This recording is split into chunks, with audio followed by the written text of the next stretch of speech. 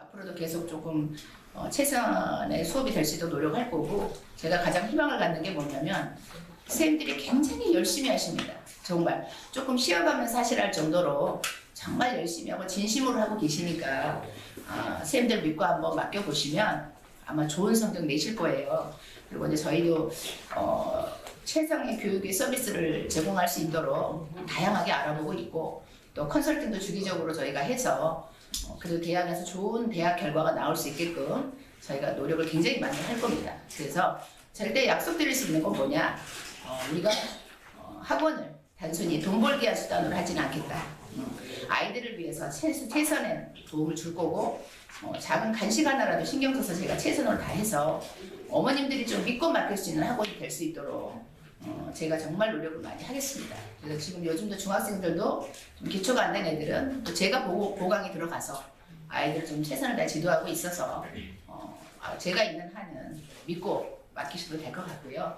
앞으로도 좋은 선생님들이 계속 많이 영입이 돼서 이제 굴이나 노원으로 가지 않고도 여기서 정말 대학을 갈 수 있는 시스템이 될 수 있도록 제가 최선을 다해서 노력하겠습니다. 그래서 오늘 그 내신을 어떻게 준비할 건지 또 설명을 해주실 거고, 구성강 씨가 오셔서 입시가 어떻게 바뀌는지, 특히 중3, 중2 아이들이 어떤 준비를 해야 될지, 그리고 예비고일 어머니들이 또 어떤 준비를 할지를 자세히 알려드릴 겁니다. 그래서 오늘 충분히 잘 설명을 들으시고, 또 개인적으로 궁금하신 게 있으면 언제든지 저한테 주시든 학원으로 주시면 언제 연결을 하셔서 답을 드릴 수 있도록 하겠습니다. 하여튼 오늘 좀 유익한 시간이 됐으면 좋겠습니다. 네. 안녕하세요.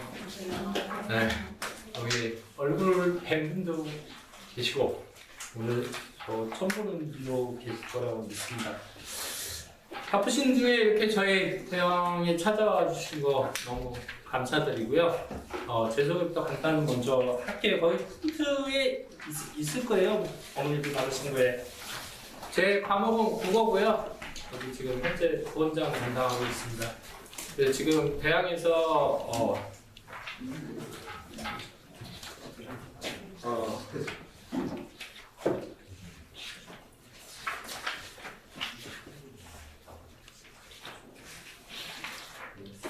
사진은 원래 안 해보고 싶은데요.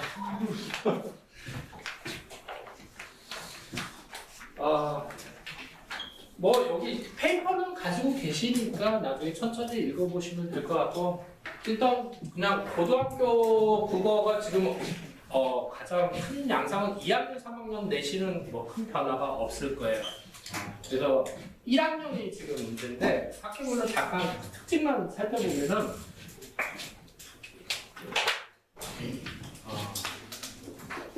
진적고 같은 경우는 거의 여기 모의고사, 모고라고 하죠. 모고하고 그다음에 교과하고 그다음에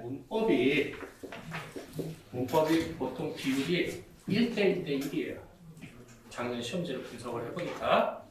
그래서 골고루 공부를 해야 된다는 겁니다. 그다음에 오남 같은 경우는 수업 내용 요게 반응이 굉장히 커요. 그러니까 학생들이 학교에서 자버리면 필기를 안 해놓으면 내신 안 나옵니다.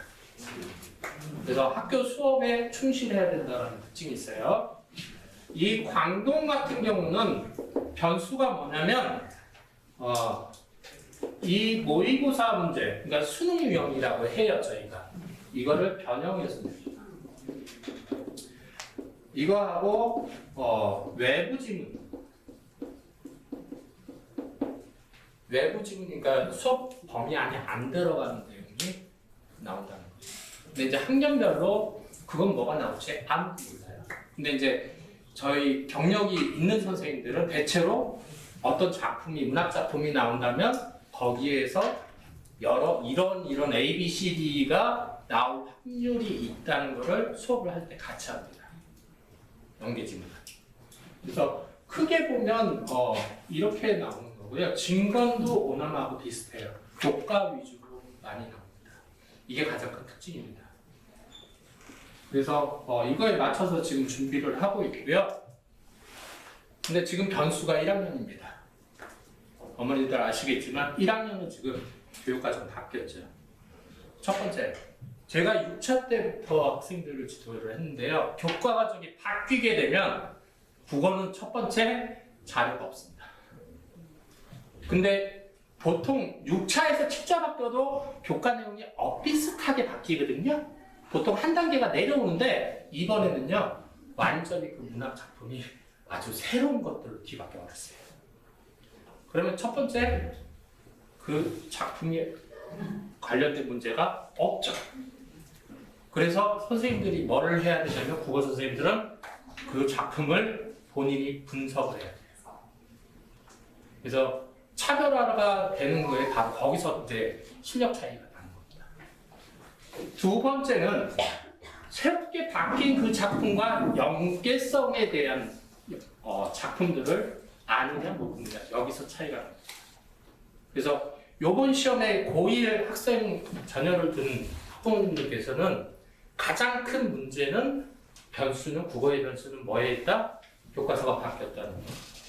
그 다음에 문제량이 제가 보통 문제를 주면 국어 문제가 2학년, 3학년은 두 개가 한 이 정도 돼요. 그럼 여기 한 6, 700 문제가 들어가요. 근데 지금 그렇게 자료가 없을 뿐더러 그렇게 만들 수도 있는 상황은 아닙니다. 근데 제가 지금 이제 계속 분석을 해서 다른 학원에서 애들이 그냥 자습서로 보통 나가요. 일반적으로 교과 과정이 바뀌었을 때.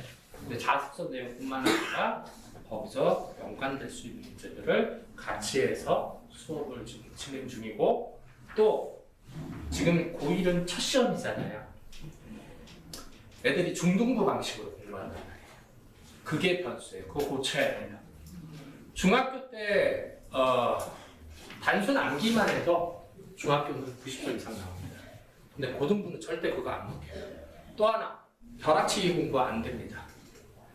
그래서 기본적인 내용 숙지는요, 시험 보기 전에 다 머릿속에 있어야 되는 거예요.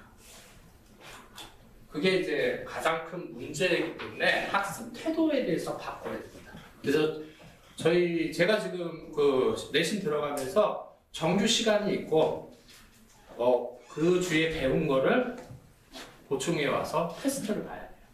테스트는 전부 다 쓰는 겁니다. 객관식 문제 아니에요.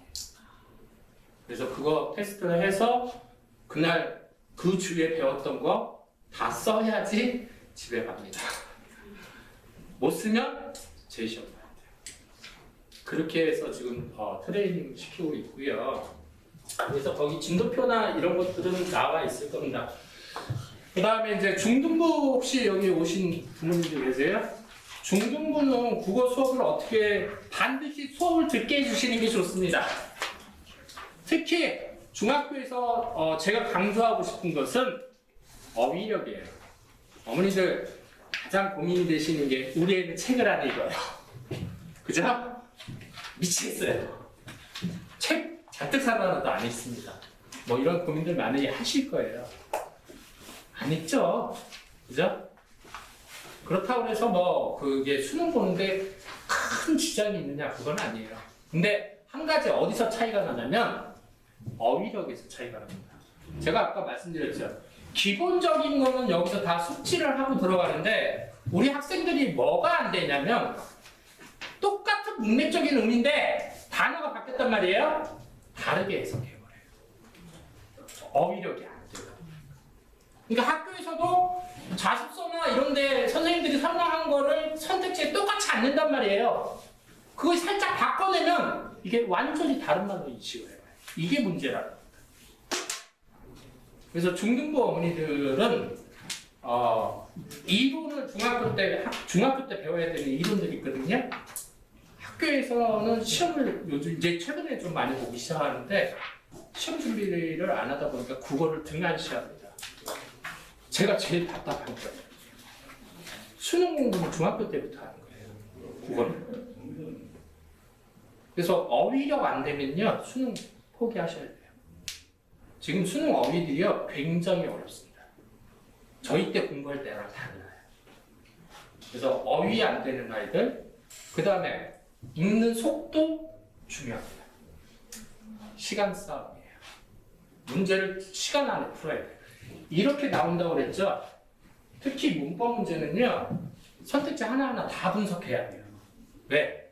중학교 때는 전체 그냥 그 문장 자체가 틀리게 방향을 잡아준다면 고등부는 단어 하나만 싹 바꿔놓습니다. 자음, 모음 하나만 싹 바꿔놔요. 그래서 분석을 자기가 할 줄 알아야 돼요. 선택지 분석하면 시간 무지하게 걸립니다. 오버타임이라고. 그래서 푸는 속도도 중요하다. 고1은 요번에 2, 3학년들은 뭐 평상시 이제 1년을 해봤기 때문에 공부 패턴을 좀 알면 되는데 2학년은 주로 문학, 1학기 때 문학만 배웠는데 문학은 연계 작품이 중요합니다. 그래서 조금 역량이 있는 선생님한테 강의를 듣는 게 좋아요. 고3은 거의 수능이죠. 근데 이 지역은 특별하게 수능 특강에 대해서 지금 고3 수업을 저거 하더라고요. 고3 수업을 수능 특강의 문학과 비문학 위주로 안 하고 선택으로 해서 학생들이 선택하게 돼 있더라고요. 근데 수능 특강은 반드시 해야 돼요.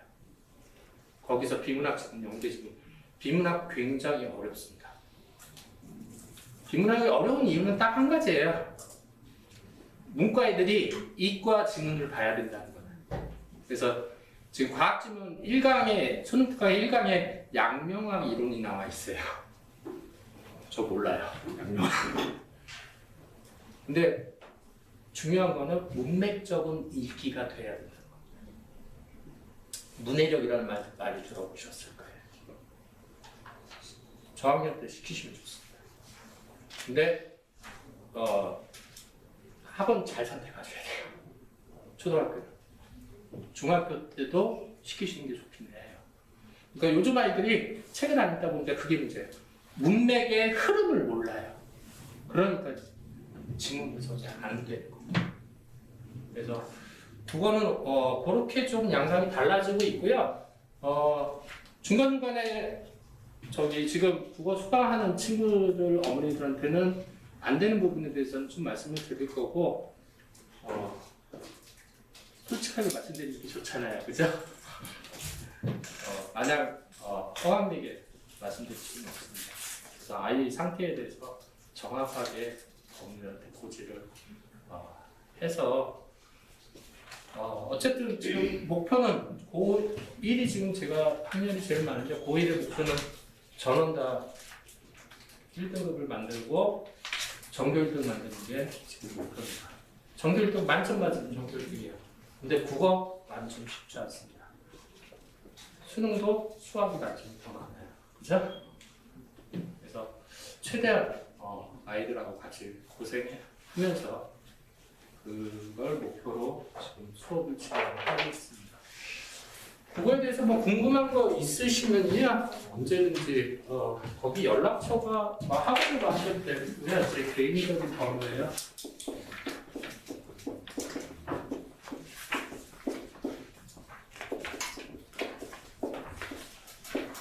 필요하신 분들은 그거에 대해서 좀 아이들을 어떻게 관리하고 지도해 드리는지는 좀 더 자세하게 지금 그다음에 우리 아이가 지금 어떤 상태라는 거 그럴 때 어떻게 어머니들이 학습 방향을 잡아야 되나 이런 거 궁금하신 분들은 이쪽으로 연락을 주시면 될 것 같습니다. 그다음 그 뒤에 이거 보시면 이제 뭐 각 진급도가 있는데요. 이게 이제 기본 제가 생각하는 것들이에요. 네, 요즘 학생들이 문제점이라는 거죠. 해석과 독해는 다른 거예요. 그렇죠? 그다음에 이거는 이제 주차별 계획이 이렇게 학년마다 나와 있고요.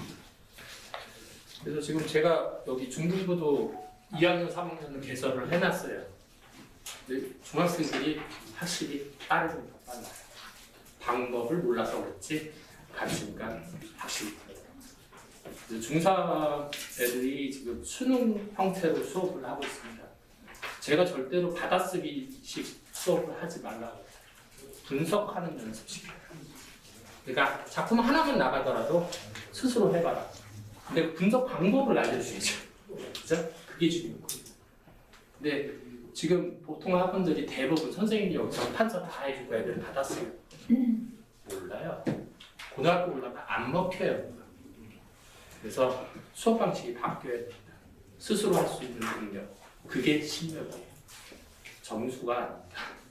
중등부 점수 큰 의미 없어요. 그래서 자세한 거는 이제 뒤에 또 선생님들이 과목 선생님들이 계셔가지고 자세한 거 궁금하신 거는 이쪽으로 연락 주시고요. 아니면 학원에서 오셔가지고 예약해도 오시면 제가 자세하게 상황 보고 상담 드리겠습니다. 네, 안녕하십니까. 네, 수학과입니다. 저 수학과 팀장 맡고 있는 공기호 선생이고요.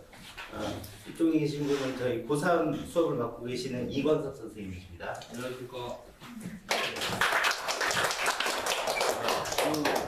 정현 선생님은 저희 고1 A, B반 맡고 계시고요. 그 다음 고2 수업을 담당하고 계십니다. 정현 선생님. 네, 저희 수학과 설명 잠깐만 드릴게요. 일단 뒤에 이제 컨설팅 원장님도 말씀하시겠지만 입시 제도가 이제 많이 바뀌었잖아요. 이제 9등급 체제에서 5등급 체제로 바뀌었는데 이제 1등급이 몇 %인지는 아시죠, 어머님들? 아버님들도. 그러니까 1등급이 10%입니다. 딱 10%고 그다음 24%까지가 2등급인데 지금 현재 이제 2028년 기준 이제 지금 현재 고1 애들이 이제 대학을 갈 때 그때 이제 주요 15개 대학 있지 않습니까? 서울 시내. 그게 약 5만 6천 명 정도가 선발되는데 그때 우리 이제 고1 학생들 수험생이 약 40만 정도로 예측되고 있어요. 그러면 약 12.5% 정도만 이제 서울 주요 15개 대학을 진학할 수 있다는 얘기인데 그러면 1등급을 솔직히 맞아야 되잖아요. 수학을요. 그래서 일단 수학과는 다른 거 없습니다. 일단 내신에 무조건 초점을 맞출 거고요. 아무래도 고3 아이들이 정시보다는 수시로 훨씬 많이 가고 있거든요. 그래서 거의 정시에서는 실패한다고 보시면 돼요. 고3 현역 애들은. 그래서 무조건 수시를 뚫어야 되고.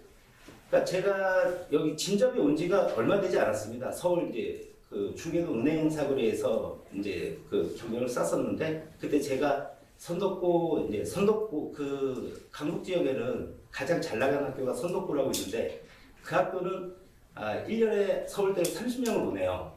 강북에서 가장 유명한 학교인데 근데 그 30명의 비율을 보면 현역은 8명뿐이었고 다 재수생이 22명 해가지고 모두 한 학교에 이제 30명을 이렇게 보내고 있거든요. 그 정도로 정시에서는 현역 애들이 뚫기가 되게 힘듭니다. 그래서 어떻게든지 고3 됐을 때 수시로 이제 무조건 합격하게 하기 위해서 내신에 초점을 맞춰서 이제 공부를 시킬 거고요. 그리고 일단 수학을 잘하는 비법 같은 건 솔직히 저도 잘 모르겠어요. 그러니까 이게 수학을 잘하는 비법 같은 건 따로 없고요. 일단은 선생님들이 가장 중요한 것 같고요. 그리고 이제 힘들게 일하시고 비싼 돈 내시고 학원을 보내신 만큼 수학에 있어서는 부모님들이 걱정하지 않게끔 저희 수학과가 최대한 최선을 다해서 저희 아이들처럼 지도하겠습니다. 예, 감사합니다.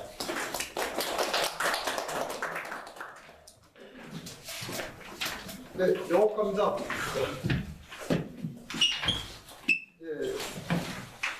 네, 영업과 여기 누진환 선생님이시고요. 신적초등학교 담당하고 그 다음에 이태양 선생님은 광동고등학교 담당하고 있고요. 저는 영업과 부장.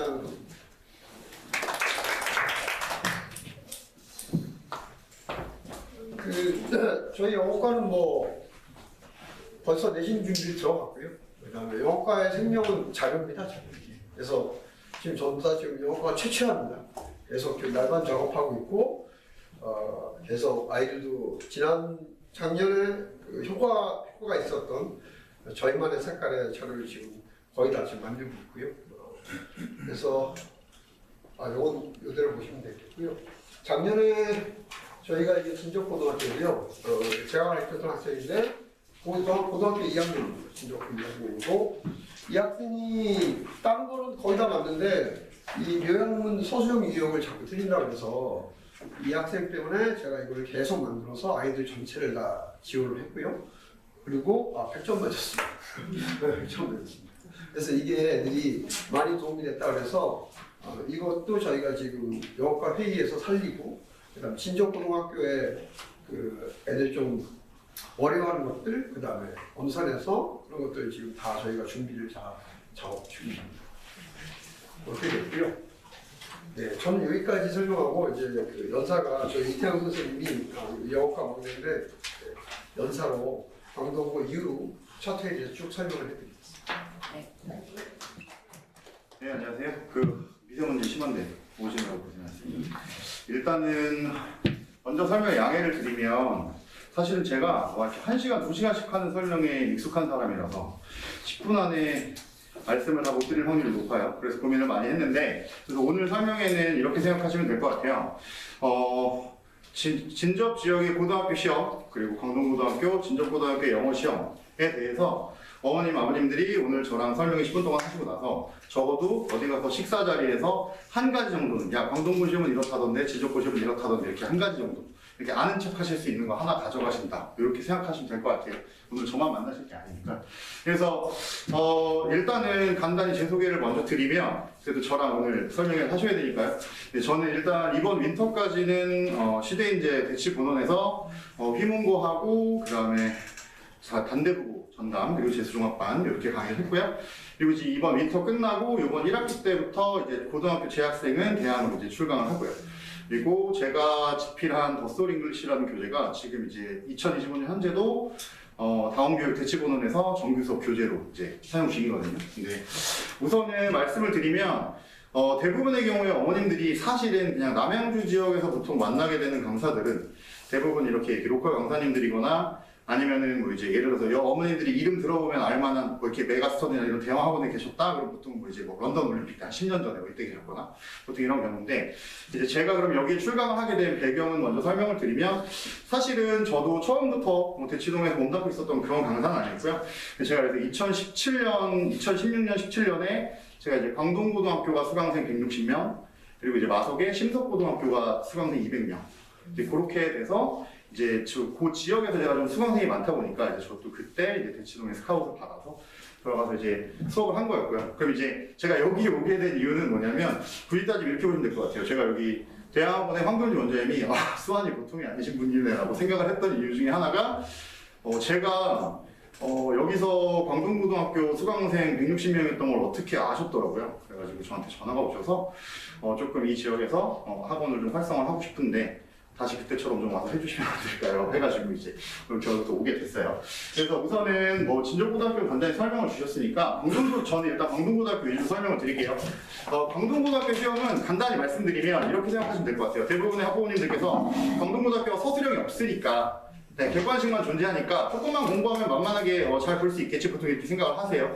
근데 이거는 전국 어디를 가도 마찬가지인데, 서술형이 없는 학교들의 특징은 보통 서술형에서 하위권 아이들이 깔아주던 점수가 없기 때문에 객관식을 최대한 어렵고 난해하고 죄송합니다. 속된 표현을 쓰면 최대한 지랄 맞게 내자가 이제 목표거든요. 근데 그래서 이제 광동고등학교가 문제를 지랄 맞게 내는 방식은 굳이 따지면 이렇게 보시면 될 것 같아요. 수능의 간접 연계 방식을 전형적으로 채택하고 있다고 보시면 될 것 같거든요.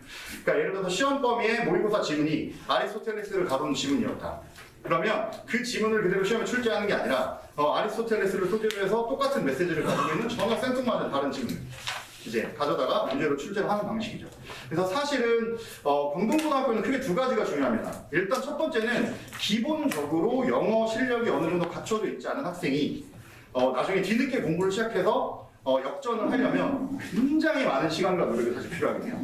그래서 우선은 만약에 중등부 어머님들이 계시다면 중등부 어머님들께는 광동고등학교를 진학하고자 하는 학생은 생각하셔야 되는 첫 번째 조건은 중등부 때 영어를 아주 탄탄하게 해주셔야 됩니다.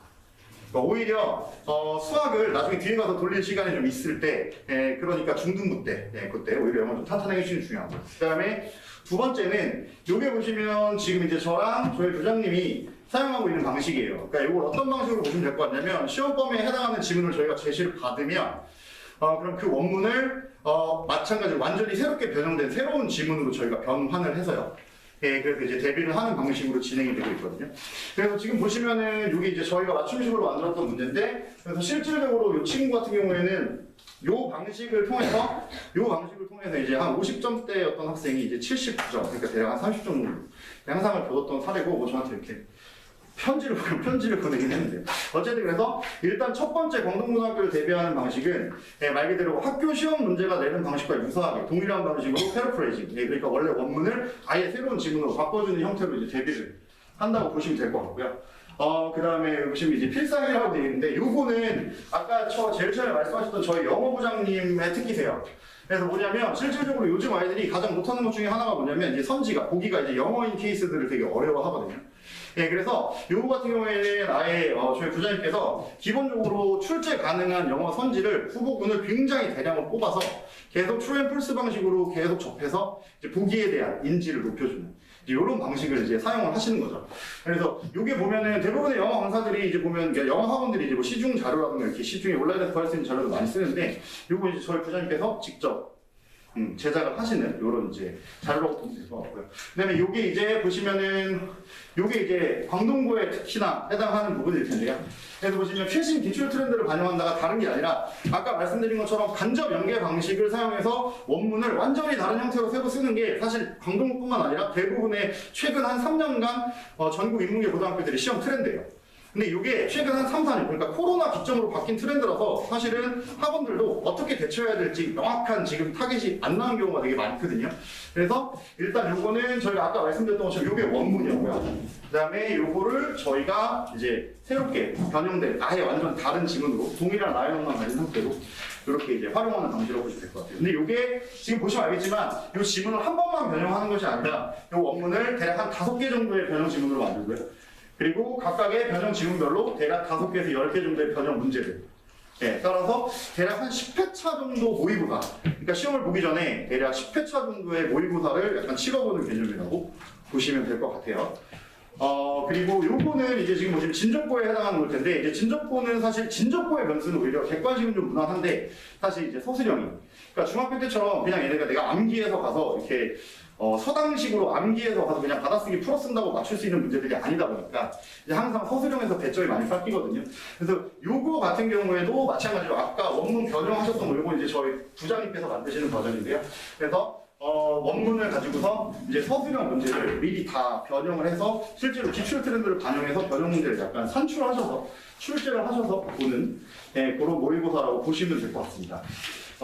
그리고 일단은 다른 것보다 말씀드리고 싶은 게 한 가지가 있는데요. 어머님들이 아셨으면 좋겠는 게 제가 요거는 시간이 조금 한 1분 정도 오버되도록 말씀드리고 싶어요. 저희가 부장님께서 아까 보시면 알겠지만 영어과 대학학원 영어과의 컨셉은 정성입니다. 이렇게 키워드를 달아주셨을 거예요.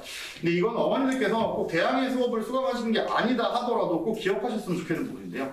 보통은 일반적으로 정성이라는 단어가 그저 많은 양을 긴 시간을 들여서 누군가에게 무언가를 해주면 그것이 정성이라고도 많이 생각을 하시죠.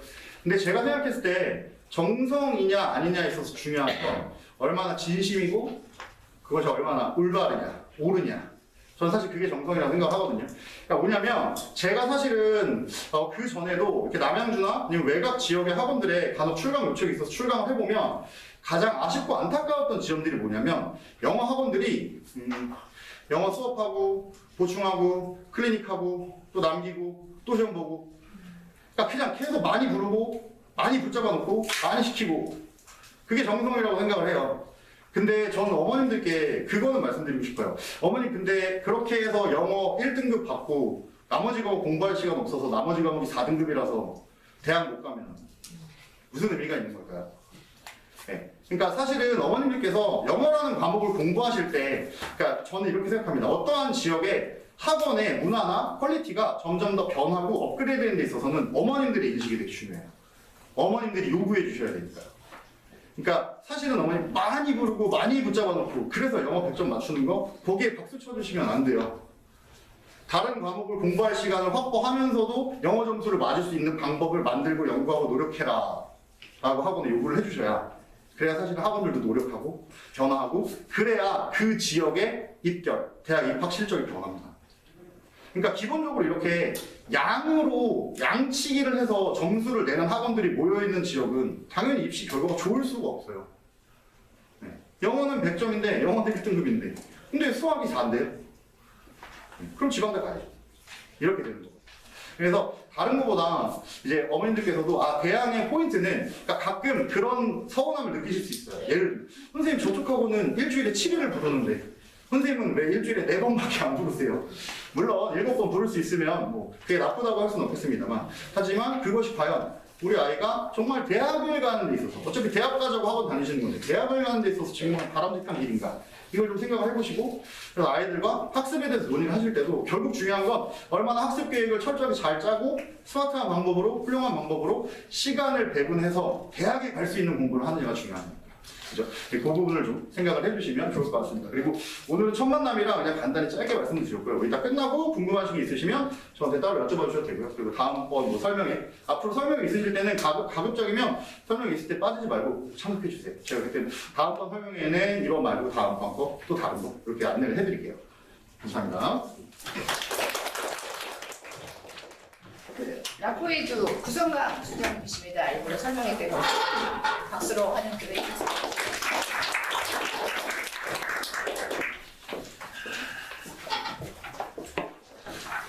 박수전에 또 진사기가 이게 얼굴에 그래도 사납 때좀 뵀던 분도 계시고 처음 보는 분도 계시고 오늘 조금 더 직접적으로 설명드리겠습니다. 왜 직접적으로 설명드리냐면 전에까지는 그러니까 제가 조금 아직까지는 장사처럼 보이는 게 좀 싫어가지고 이렇게 말씀드리기가 조금 조심스러워서 계속 애둘러 말했는데 오늘 설명에는 어떻게 하든 저와 장사 속과 이 속이 다르니까 조금 더 직접적으로 이렇게 하셔야 합니다. 돈이 들더라도 이거 하셔야 합니다라고 직접적으로 좀 말씀드리겠습니다. 그리고 그렇게 해도 저희 학원에 신청해도 왜 말씀드려요? 저희 학원에서 더 이상 신청할 수가 없습니다. 그러니까 다른 데 하더라도 이거 이렇게 하시는 게 좋습니다라고 말씀드리면 아마 좀 도움이 되지 않을까 싶습니다. 네, 그래서 보겠습니다.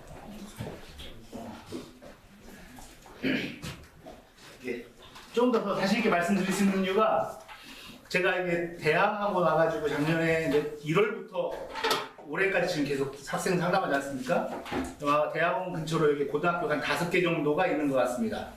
5개 정도가 있는데 이 근처 학생들 작년에 1년 동안 제가 한 150명 이상 생기부를 봤습니다.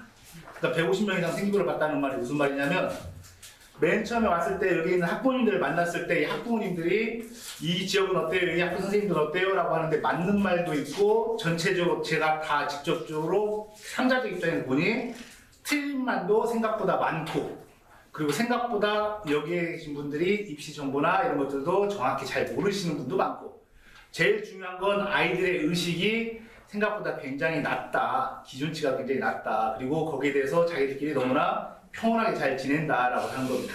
그래서 이제 그 부분도 좀 더 말씀드릴 것 같고요. 여기 보니까 이제 아마 한 3번 내고 들은 분도 계실 거야 하실 텐데 내용 중복되더라도 더 들으면 그때 그 말이 네 말이었구나라고 아마 이해하실 겁니다. 뭐 할 말 없으니까 자랑하자면 더 이상 자랑하기 그런데 작년에 티처스에도 나왔었고요. 티처스 나오고 시간을 이제 해야 하니까 하나 해주자면 3시간 반을 촬영했습니다. 티처스를 3시간 반을. 근데 나간 것은 한 3분밖에 안 나갔습니다. 근데 3시간 반 촬영한 그걸 이야기를 해주자면 이제 그 어떻게 섭외가 되는지를 하자면 대치동에 있다 보면 이런저런 전화가 많이 옵니다. 그러니까 어떤 데는 뭐 어디 거기 와가지고 출연료를 네가 얼마 광고비성으로 네가 얼마나 내면 이걸 출연시켜주겠다 막 이런 게 많이 옵니다. 전화가. 그래서 그냥 또 그런 전화인 줄 알고 제가 안 받았습니다. 저는 괜찮습니다 하고 있습니다. 티처스 PD가 전화가 왔는데 근데 다시 전화가 온 겁니다. 혹시 그분이세요? 라고 물어보는 겁니다. 그래서 맞긴 하나 저희 괜찮습니다 했더니 저희 그런 프로그램 아니니까 한번 알아보시고 다시 전화 주세요 라고 해서 제가 저희 부원장님한테 바로 전화해서 혹시 티처스라는 프로그램 아세요? 라고 했더니 그거 안다고 요즘 유명한 패션 프로그램이라고 그런 겁니다. 왜 그러냐 해서 이런 전화가 지금 2번이나 왔는데 해야 하는 거냐 라고 했더니 바로 하라고 하는 겁니다. 그래서 무슨 프로그램인지도 모르고 일단 하겠다고 하고 날짜 잡고 계속 마련하는데 전체적인 컨셉이 티처스 프로그램이 그랬나 봅니다. 그러니까 그 전까지 저도 티처스 프로그램이 이런 건가 보구나라고 알고 들어가면 괜찮았는데 뭘 잘 모르니까 가서 저는 어떻게 하면 돼요 했더니 평소 상담하던 것처럼 하라면 된다고 하는 겁니다. 그래서 평소 상담하던 것처럼 했는데 2번 불려나갔습니다. 촬영 도중에. 왜 그러냐면 컨셉이 전체적인 컨셉이 이런 것 같습니다. 학생이 어느 순간 받고 대치동에서 그래도 컨설팅 한다는 사람, 좀 유명하다는 사람 와가지고 이 아이가 여기서 충격을 받아야 합니다.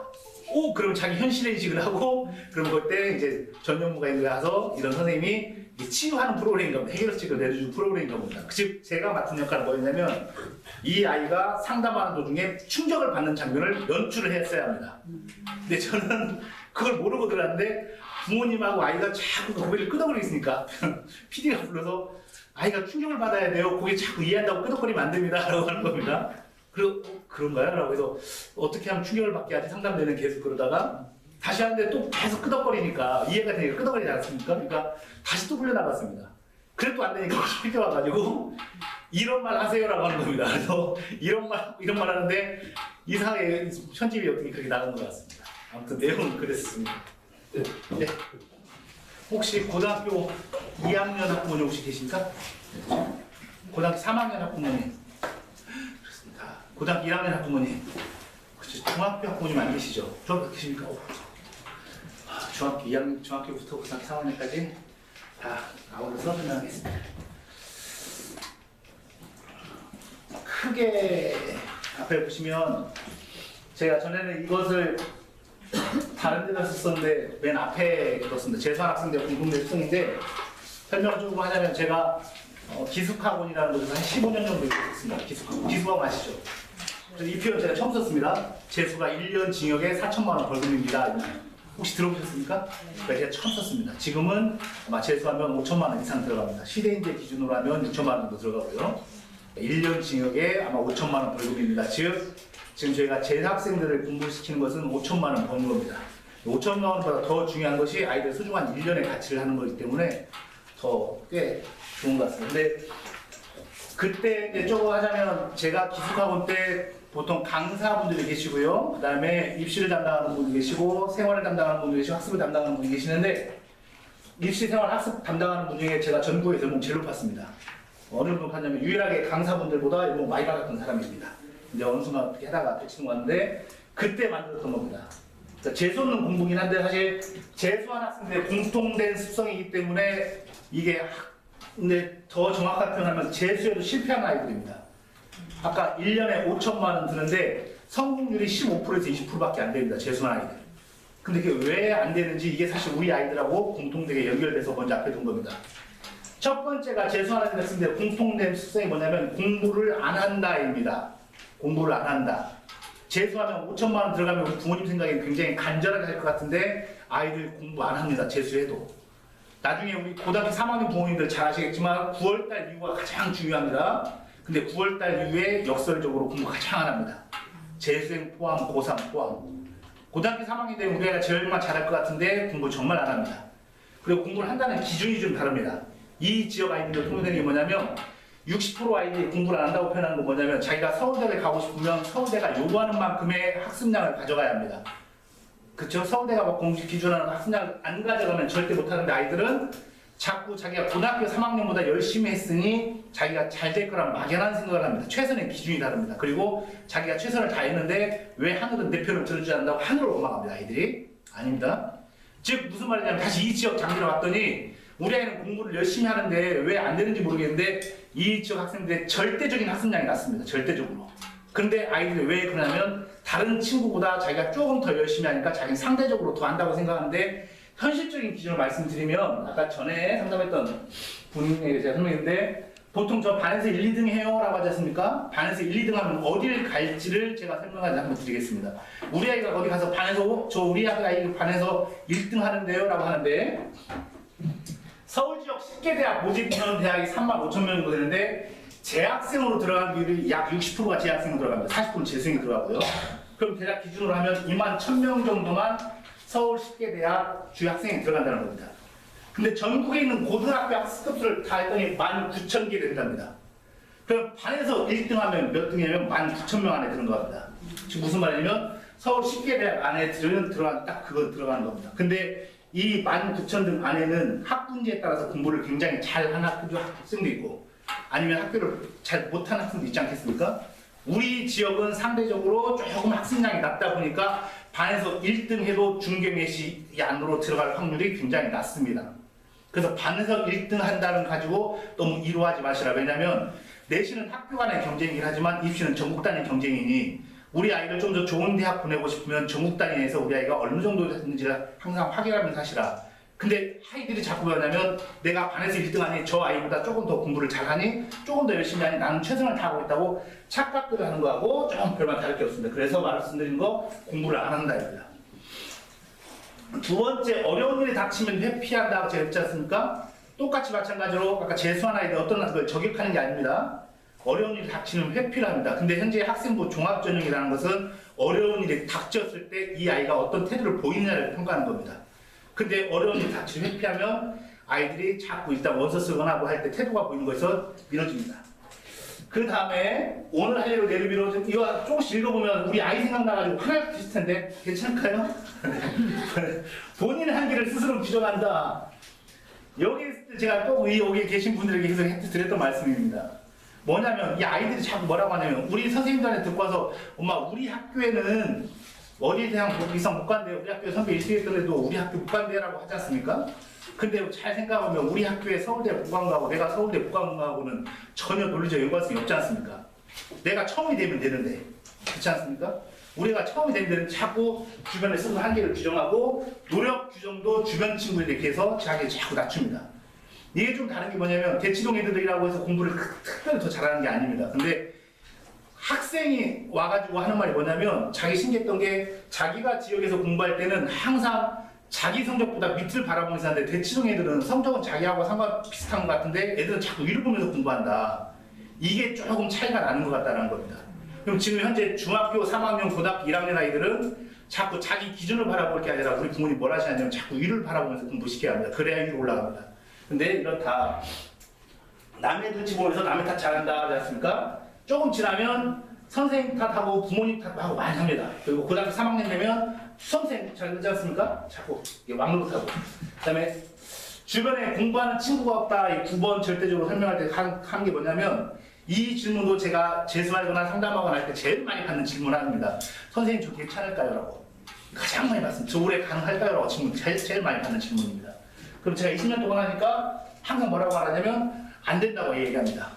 그래도 어차피 공부할 거 아닐까요? 근데 현실적으로 객관적으로 놓고 보면 아이들에게 이 말이 가장 통될 겁니다. 이 10대 아이들, 10대 후반 아이들 고등학교 1학년, 2학년, 3학년은 준거 집단이 누구냐면 자기 또래물 하지 않습니까? 그 부모님이 아무리 제가 아이들한테 뭐라고 하냐면 그래도 컨설팅을 보내실 정도고 입학 설명이 들어올 정도면 부모님들 굉장히 열심히 하신 분이라고. 그리고 굉장히 성공하신 분들이라고. 인식이 트이신 분이라고. 근데 아이들은 부모님 말 안 듣지 않습니까? 누구 말 듣냐면 친구의 말 듣습니다. 그래서 뭐라고 하냐면 너가 정말 대학을 가고 싶으면 뭘 하면 되냐면 최근에 한 3개월 동안 가장 많이 다닌 친구 5명만 적어보라고 합니다. 그리고 네가 진짜 객관적으로 얘가 대학을 갈 확률을 한번 적어보라고. 그 평균값이 네가 대학 갈 확률이라고 말합니다. 거의 비슷합니다. 거의 비슷합니다.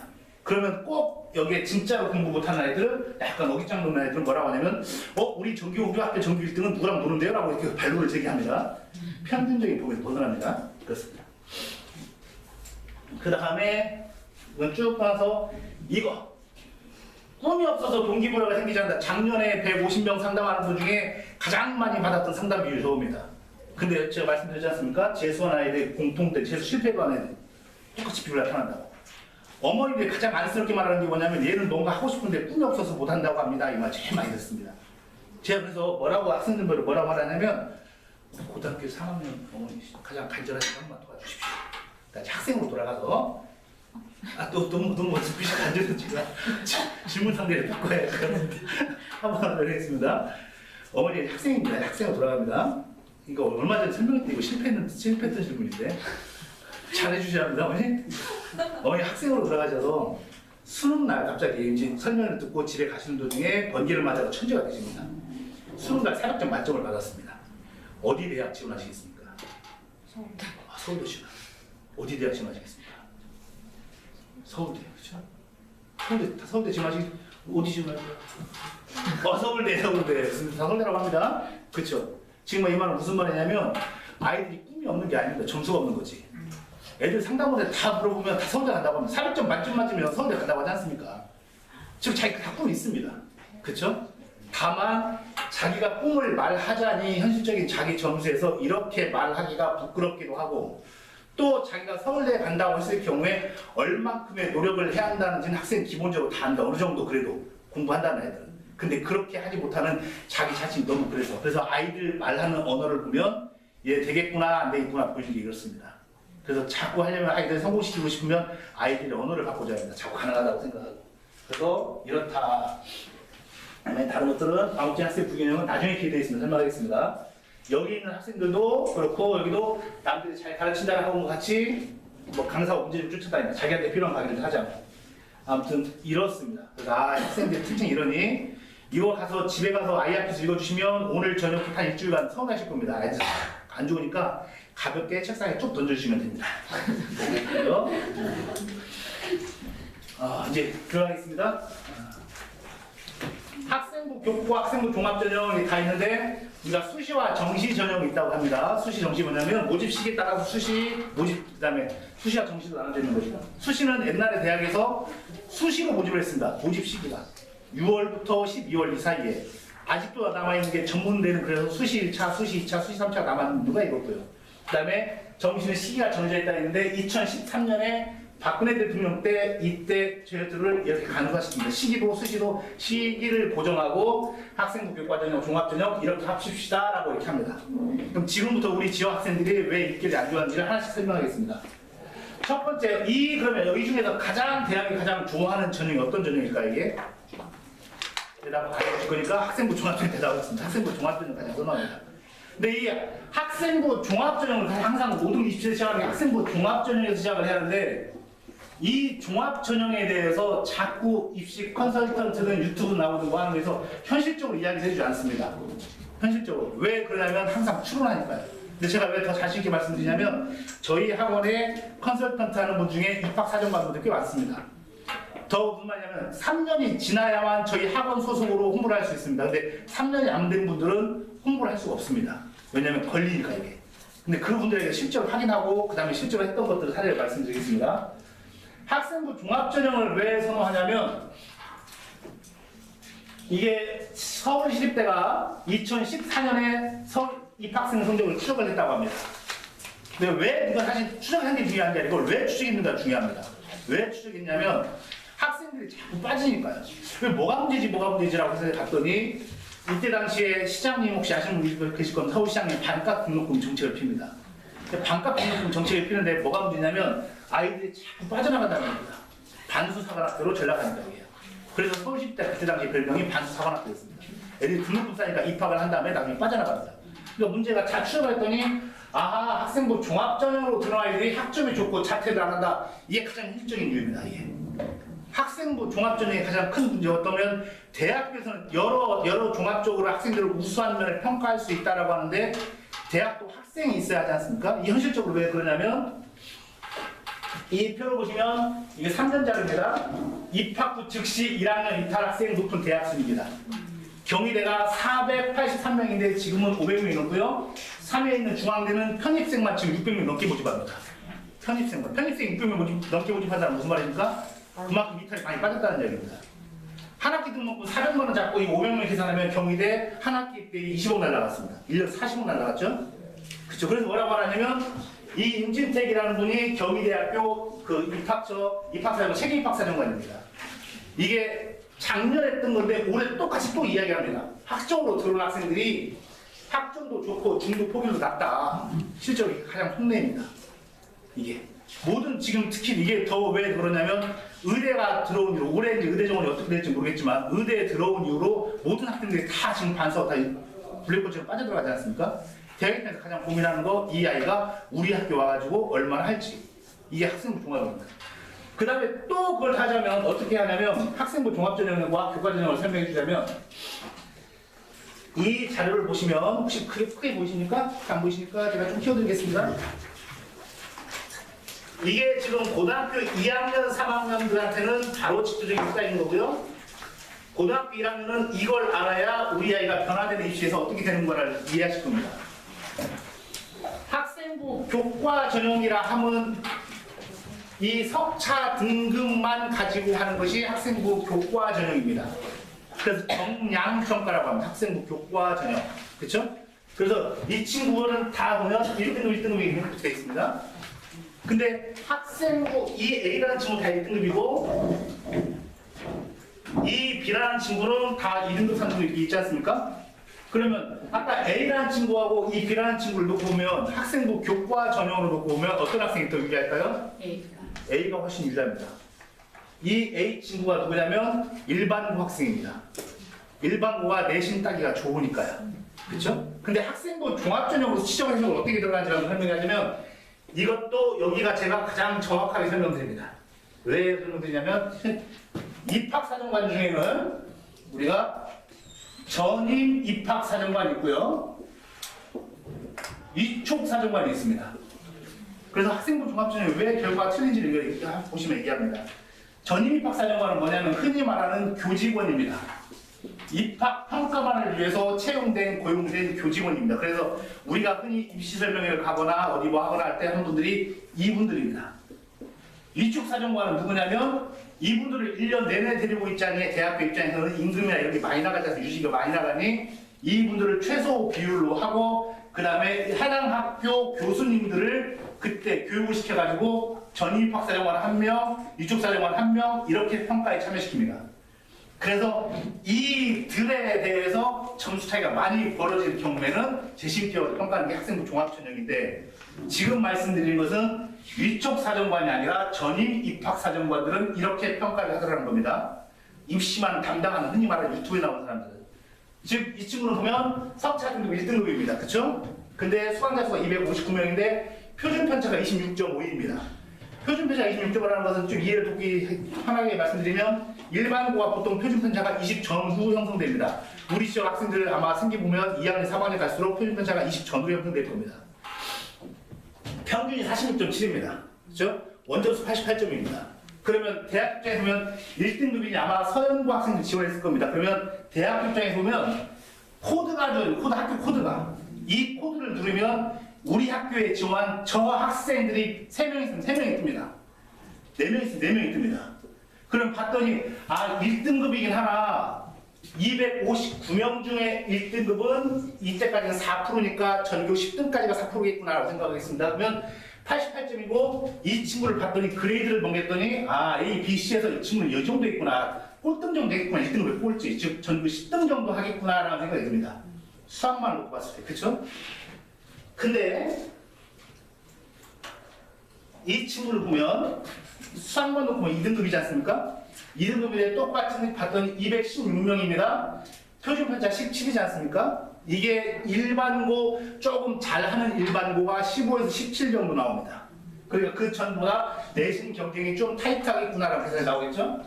평균도 66점이고 원점수 92점이 똑같은 방식으로 코드를 눌렀더니 이 친구는 1등급을 쉽게 벗어났겠구나라고 생각할 겁니다. 그러니 계산해보면 이 친구도 학교에 216명 중에 1등급은 8등 정도 될 거고 그럼 이 친구는 아쉽게 9등에서 11등 사이 즉 10등 정도 했겠구나. 수학만 놓고 보면 A 학교 전교 10등하고 이 친구 전교 10등하고 어떤 친구가 우사다고 평가할까요? 이 학교가 훨씬 우사다고 숫자부터 해석이 다릅니다. 근데 이것도 다른 게 뭐냐면 전임 입학 사정관들은 이렇게 평가하는데 흔히 말하는 위촉 사용관분들 이 분들에게 제가 똑같이 학생부 내면서 형 이거 다 어떻게 평가하는지 해석 좀 해줘요. 평가자가 뭐라고 하는지 해줘요. 해석 못합니다. 위촉 사정관분들. 그럼 어떻게 해야 했더니 그냥 들어가면 화면이 떠 있어.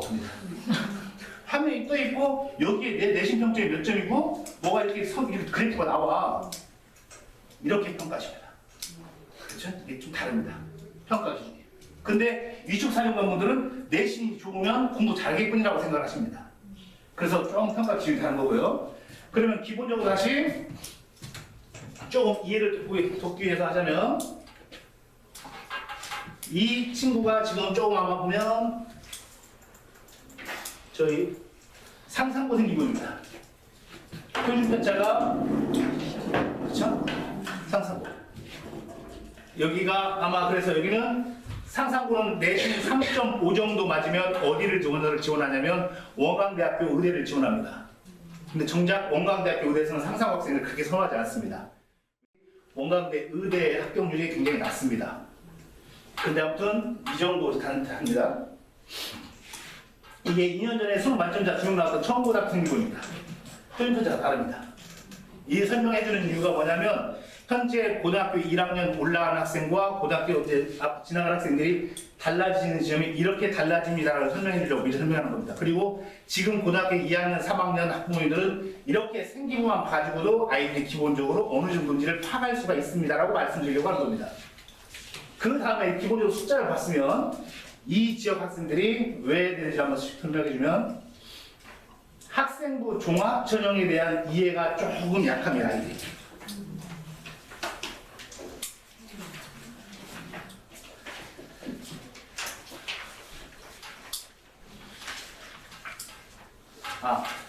그래도 보면 학생부 교과전, 그 대학 학생부 종합전형을 가장 선호하지 않습니까?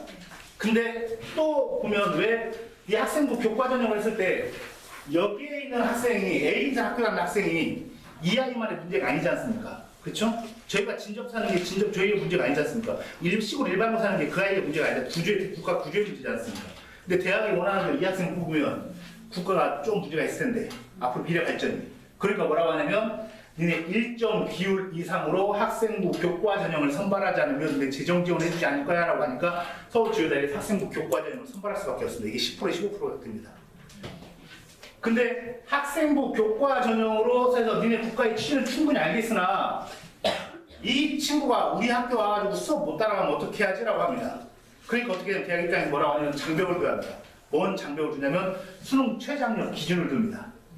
작년에 원서 쓸 때 보니까 이 아이들이 첫 번째 학생부 교과 전형으로 쓴다고 할 때 이 아이들이 뭐가 문제가 되면 수능 최장력 기준이 천지에 못 맞춘다 아이들이. 그쵸? 근데 그 다음에 더 종합적인 걸 하자면 학생부 종합 전형을 볼 때 농어촌 지역은 우리 지금 농어촌 지역에 해당되지 않습니까? 주요 대학들은 학생부 종합 전형이 거의 해당됩니다. 주요 대학들 학생부 종합 전형에 지원에 해당되는 학생부 종합 전형에서 왜 불합격을 하는지를 설명드리겠습니다. 학생부 종합 전형에 보면 학업 역량, 그다음에 진로 역량, 공동체 역량이라는 것이 있는데 학업 역량, 진로 역량, 공동체 역량이 어떻게 가장 중요할까요? 이게 다른 학생들 보면 아이가 조금 착하면 공동체 역량이 제일 중요하다고 하고 학교 열심히 다니는 아이들은 진로 역량이 중요하다고 하고 여기 있는 아이들은 대부분 진로 역량이 가장 작년에 상담할 때 가장 많이 답변했던 게 진로 역량이었습니다. 왜 진로 역량이라고 답변했냐 물어보니 학교 수행평가를 대부분 진로와 연계해서 내기 때문에 학생들은 진로가 가장 중요하다고 생각을 합니다. 그러면 지금부터 하자면 대학에서는 학업 역량을 가장 중요하게 생각합니다. 근데 왜 이렇게 차이가 나는지 설명해 드리겠습니다. 서울대학교하고 홍익대학교인데 아마 설명에 제 상담 받을 때 봤던 분들은 보셨을 겁니다. 서울대학교는 뭐라고 하냐면 진로화된 세트는 서울대 학종평가에서 배제하는 원칙을 갖고 있답니다. 서울대는 진로화된 세트 우리 배제합니다. 그렇죠? 뭐라고 하냐면 교과 시스템을 진로와 연관적으로 노력하기보다는 교과 고유 성격에 적합한 탐구할 때 초점만 맞춰라 라고 하고 뭐냐면 이게 지금은 너가 대학을 오고 싶으면 예전에 1학년부터 3학년까지 시간표를 내가 선택할 수가 없었으니 창체에서 너의 자유로운 활동을 마음껏 펼쳐라 라고 해서 했을 때가 있었습니다. 근데 지금은 그게 중요한 게 아니라 1학년부터 3학년까지 너가 시간표를 선택할 수 있으니 고등학교 2학년, 3학년은 중간 과정이고 고등학교 1학년부터는 고교 학점제가 있으니 이 중에서 네가 예를 들면 공대를 가고 싶으면 우리 학교라서 공대에서 수업을 이해할 수 있게 고등학교 기초 지식을 쌓고 하랍니다. 활동이 중요한 게 아니라. 그러면 어떤 거다? 첫 번째 과목 선택입니다. 그래서 그걸 뭐냐면 과목 이수 현황입니다. 공대를 보고 싶으면 너가 수학을 잘해서 하고 그 다음에 과학을 잘해야 과학 중에서도 물 1, 물 2를 선택했는지 하지 않았는지 이게 중요합니다. 그렇죠? 수학했을 때 기하 선택하고 그 다음에 미적 선택했는지 이게 중요합니다. 그렇지 않습니까? 이게 중요한데 작년에 와서 자기가 농어촌 전형으로 선생님 저 내신이 괜찮으니 농어촌 전형으로가 안 될까요? 라고 했는데 대부분 이거 제가 떨어질 거라고 생각했던 게 뭐냐면 입시 대학 우리가 부족하니까 그리고 이 지역 학생들이 자꾸 선생님들 내신만 강조하니까 내신은 강조하는데 학생부 교과전형에 수능 최저가니까 교과를 지원할 수 없고 그나마 학생부 종합전형이 조금 더 내신 컷이 낮으니까 쓸 수 있다고 생각하지만 내신 따느라고 어려운 과목 선택을 하지 않습니다. 그래서 다 이 컷입니다. 그냥 앞에서 떨어집니다. 그래서 첫 번째 우리 지역에서 한다고 하면 앞으로 여기 계신 분들 고등학교 3학년 분이든 고등학교 2학년 학생이든 우리 아이가 첫 번째 여기 학생부 종합전형으로 지원한다고 즉 농어촌 전형으로 지원한다고 했을 경우에 이게 맞는 과목 선택을 먼저 했는지 하지 않았는지가 중요합니다. 그래서 말하는 게 소리도 뭐라고 하냐면 그런 게 중요한 게 아니라 공학계열 지원자의 경우 이런 수업을 들었는지 안 들었는지 중요하게 본다. 첫 번째입니다. 그 다음에 극단적으로 이런저런 활동이 많은 것보다 공부 열심히 하는 아이를 뽑는다고 하고 고등학생 때 특정 분야에 대해 깊이 있는 활동을 할 수 있을까? 그런 거 불가능하다고 보기 때문에 라고 합니다. 이게 무슨 말이냐면 저희 대치동에 있다 보면 학부모님들이 저희 계속 상담을 이어지 않습니까? 그러면 생기부 상담하고 뭐 하는데 보통 통상적으로 절차는 미리 생기부를 보여주면 제가 분석을 하고 이렇게 하는데 학부모님 가운데는 그날 가지고 갈게요 라는 분들이 계십니다. 이게 혹시 우리 아이 생기부가 어디에 노출될까봐. 그래서 뭐라고 하냐면 우리 아이 생기부 본 다음에 우리 아이한테 맞는 소재 하나만 꼭 추천해 주십시오 라고 하는 분들 많습니다. 그렇게 하지 마시라고. 그렇게 하지. 왜냐하면 이 하나 사례를 들자면 제가 아는 분이 카이스트 교수님을 하고 있는데 그분하고 술 마시면서 하는데 그분이 제가 상담 때 자주 말씀드렸던 건데 그분이 하신 말씀이 이렇습니다. 내가 멍청한 건지 고등학교 3학년들이 멍청한 건지 모르겠다고. 무슨 말을 했더니 내가 정말 열심히 노력해가지고 박사과정 이걸 논문을 따고 이걸로 지금 내가 교수하고 있는데 고등학교 3학년이 생기부에 이걸 이겼다고 쓴다. 내가 멍청한 건지 얘가 멍청한 건지 모르겠다고. 면접 때 물어보면 답변도 못하는 애가 무슨 이해했다고 쓰는지 모르겠다고. 이해되십니까? 고등학생 때 한계가 있다 얘네들 어차피 교수 입장에서 보면 그러지 마라. 그럼 뭐가 중요했더니 같은 걸 보고 이게 왜가 중요하지 그리고 같은 걸 보고 왜 어떻게 했느냐가 중요하지 소재 찾고 그러지 마라. 근데 학부모들 아마 지금 고등학교 2, 3학년 학부모들은 이해하실 거고 앞으로 고등학교 1학년 학부모들 이해하실 뭐냐면 자꾸 생기부 소재 찾는다고 아이들이 3시, 4시까지 계속 컴퓨터 뒤지고 있을 겁니다. 그리고 다른 아이가 소재 찾았는데 저 친구가 소재 같으면 안 된다고 할 겁니다. 소재 같아도 상관없습니다. 고등학교 1학년, 2학년, 3학년 우리가 교과 과정 내에서 배울 수 있는 게 얼마나 있겠습니까? 중요한 건 그걸 네가 왜 했느냐가 중요하죠. 그래서 자꾸 제가 쉽게 설명드리는 게 뭐냐고 하면 야 똑같이 계란 3개가 계란 3알이 있으면 계란 3알은 굉장히 소재가 흔하지 않습니까? 근데 어떤 사람은 계란 3알을 그냥 날계란으로 먹고 어떤 사람은 이걸 가지고 계란탕을 해먹고 어떤 사람은 오므라이스를 해먹었습니다. 왜 했냐 봤더니 저는 성악하는 사람으로서 날계란을 하나 먹을 때와 날계란 2개 먹을 때 3개 먹을 때 제 음성에 어떤 효과가 있는지를 실험하기 위해서 이걸 해봤습니다. 날계란 먹는 겁니다. 그래서 이걸 봤더니 날계란에 어떤 성분이 목에 어떤 거에 탐구했습니다. 이게 중요한 거예요. 소재가 중요한 게 아니지 않습니까?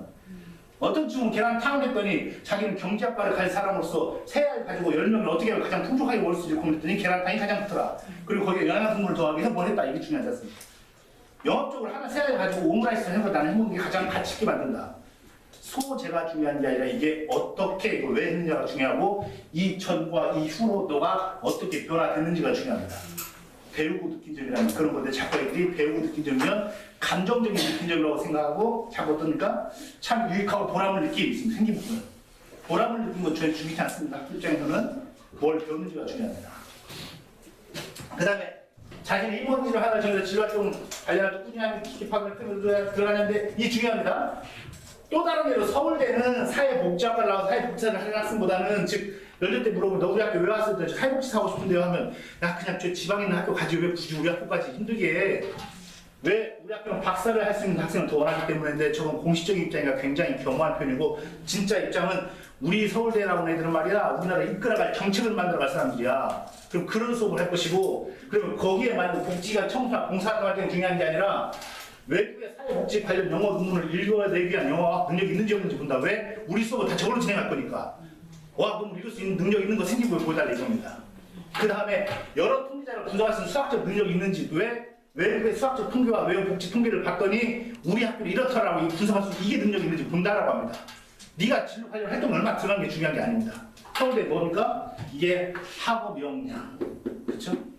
근데 왜 해야 되냐면 홍대가 뭐라고 하냐면 지금 홍대는 좀 바뀌긴 했는데 이게 유튜브에서 그냥 그대로 딴 겁니다.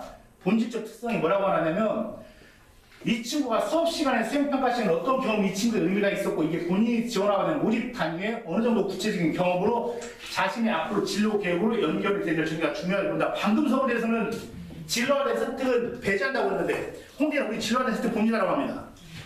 그러면 아까 말씀드린 대로 대학이 가지고 있는 근본적 자세, 태도가 중요한 게 뭐냐면 어쩔 수 없는 현상들이 어떤 거냐면 제가 그래서 상담 때 뭐라고 말씀드리냐면 이렇게 말씀드립니다.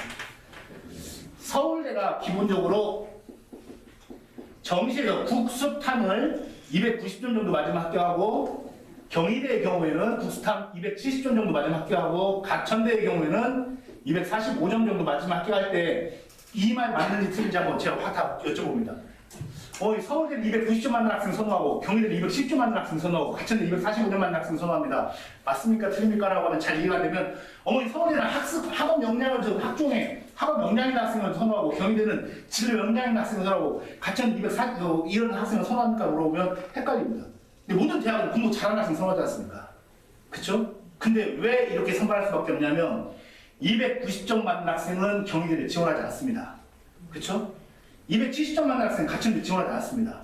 결국 대학이 가지고 있는 한계는 지원한 학생들 가운데 그 가운데 자신이 모집 인원 정원 안에서 우수하다는 기준을 세운 여기 충족한 자입니다. 근데 이 우수하다는 기준이 다른 이유가 그렇습니다.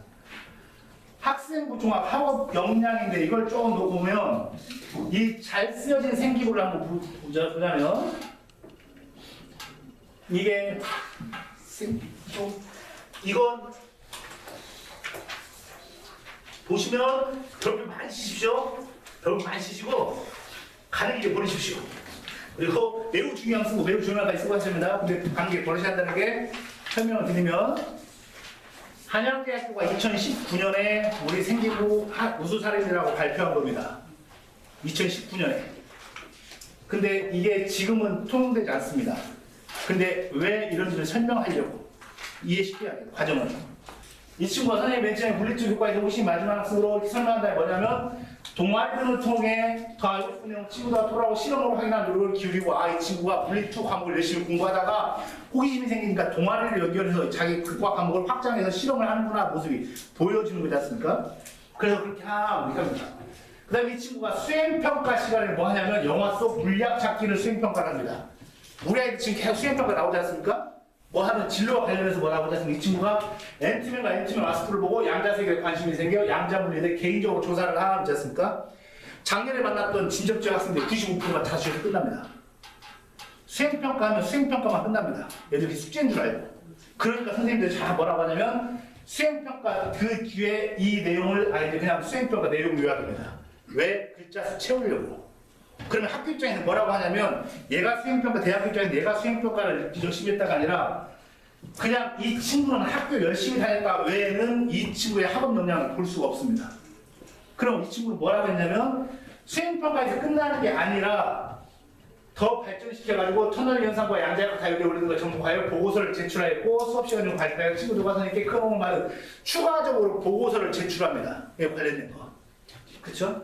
근데 이에 또 그치자고 어떻게 하냐면 그래서 알게 된 이런 학습과 미시세계와 양자세계와 관련이 있다는 걸 호기심 생겨가지고 다른 교과 독서를 읽으면서 스스로 심한 학습 능력이 뛰어남이라고 자세가 보여주는 거 이거 이해를 쉽게 하기 위해서 지금 이렇게 쓰면 안 됩니다. 왜 이렇게 쓰면 안 되냐면 2019년에는 자기소개서가 있던 때입니다. 그러니까 이렇게 써도 됐습니다. 왜냐하면 이걸 가지고 토대로 소재로 내 자기소개서 나의 스토리를 그려내면 됐으니까.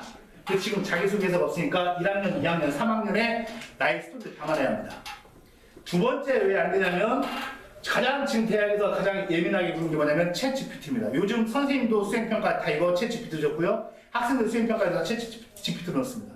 그럼 대학 입장에서 뭐라 하냐면 이 아이의 이 구체적 근거 있는 거 내가 진짜로 했을까에 대한 신뢰도에 대해서 의문이 듭니다. 진짜 이 아이가 했을까라고.